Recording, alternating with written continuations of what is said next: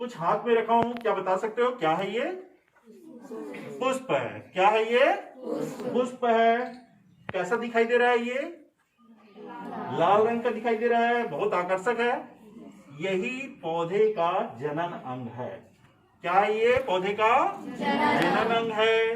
अब इसको देख करके जो परागण के लिए विभिन्न प्रकार के कीड़े मकोड़े इसके कलर को देखकर आकर्षित होते हैं, तो इसके विभिन्न भागों का अध्ययन करते हैं कि पुष्प में इस जो पुष्प के जो भाग हैं वह कौन कौन से होते हैं। तो इसमें जो ग्रीन कलर दिखाई दे रहा है, हरा रंग का दिखाई दे रहा है, यह कहलाता है सेपल, या इसको हिंदी में कहते हैं बाह्य दल। और कलरफुल जो आपको लाल रंग का दिखाई दे रहा है यह कहलाता है पेटल अर्थात दल पुंज। क्या कहलाता है? दल पुंज। वहीं पर एक लंबी सी संरचना दिखाई दे रही है कि इसमें नर अंग और मादा अंग मौजूद होता है। जितने भी छोटे छोटे ये बारीक पाउडर नुमा संरचना दिखाई दे, इसको छूने से पाउडर के समान संरचना समझ में आती है, यह कहलाता है नर अंग। नर अंग को कहा जाता है पुंकेसर।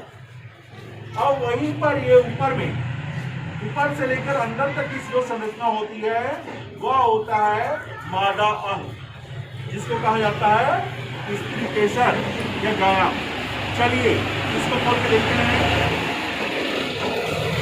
जब इसको सावधानी पूर्वक एक एक इसके दल पुंज को निकालते हैं, दल पुंज को निकाल करके अब इस संरचना को देखते हैं। नर अंग जो होता है इसमें परागण की क्रिया होती है, पॉलिनेशन की क्रिया होती है। पर परागण और स्वपरागण। पर परागण क्या है और स्वपरागण क्या है? स्वपरागण क्या है? इसी पुष्प के नर अंग के जो पुंकेसर है उसके पराग कण का मादा अंग के वर्तिकाग्र में पहुंचने की क्रिया को क्या कहते हैं? परागण कहते हैं। पॉलिनेशन प्रमुख क्रिया है। पॉलिनेशन मिलने, नर अंग और मादा अंग के मिलने की क्रिया कहलाता है पॉलिनेशन या परागण कहलाता है।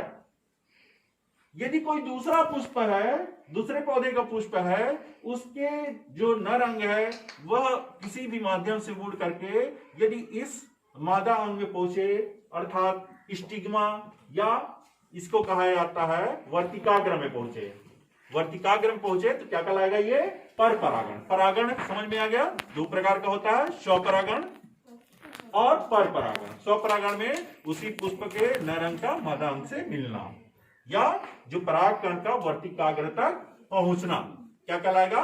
स्वपरागण। दूसरे पौधे के पुष्प का दूसरे पौधे के पुष्प के मादा अंग में पहुंचना क्या कहलाएगा?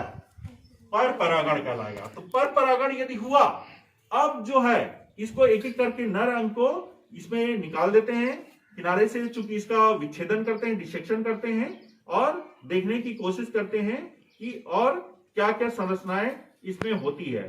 तो सावधानी पूर्वक इसको निकालने की कोशिश करते हैं। इस तरह से यदि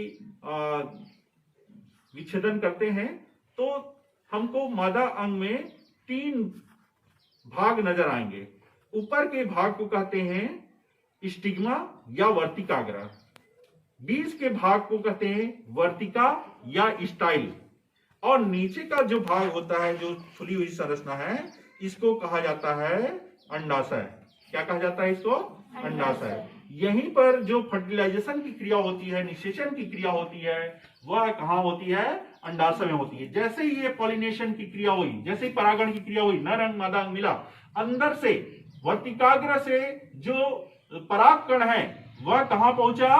वर्तिका में, वर्तिकाग्र से वर्तिका में पहुंचा, वर्तिका से फिर लास्ट में कहाँ पहुंच जाता है? ये अंडाशय में पहुंच जाता है। तो आप लोगों को मेरे ख्याल से बहुत भली भांति अच्छे से समझ में आ गया होगा कि पुष्प के कौन कौन से भाग होते हैं। ये आपको प्रायोगिक कार्य इसको करना भी है, आपको स्वयं इसका विच्छेदन करिए और इसको समझिए कि कौन कौन से भाग होते हैं।